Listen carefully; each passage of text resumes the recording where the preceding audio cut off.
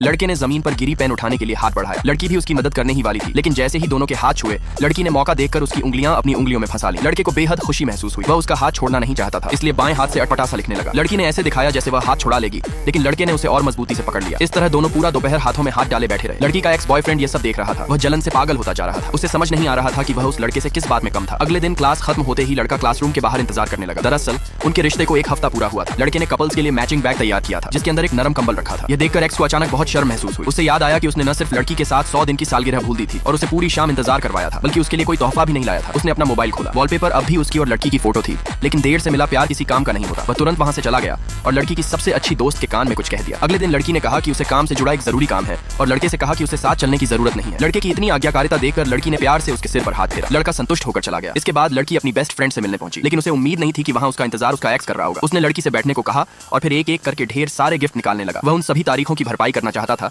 जिन्हें वह भूल गया था। हालांकि हर तोहफा बहुत सोच समझकर चुना गया था, लेकिन लड़की ने बेरुखी से बस इतना कहा कि उसे कभी तोहफों की जरूरत नहीं थी। वह तो बस चाहती थी कि वह उसके साथ मौजूद रहे। ठीक उसी समय मौजूदा बॉयफ्रेंड और लड़की की बेस्ट फ्रेंड साथ चलते हुए वहां से गुजरे। लड़की उठकर समझाने ही वाली थी कि एक्स ने उसका हाथ पकड़ लिया। उस पर लड़का जलन से भर उठा। वह तुरंत मुड़ा और बिना कुछ कहे वहां से चला गया।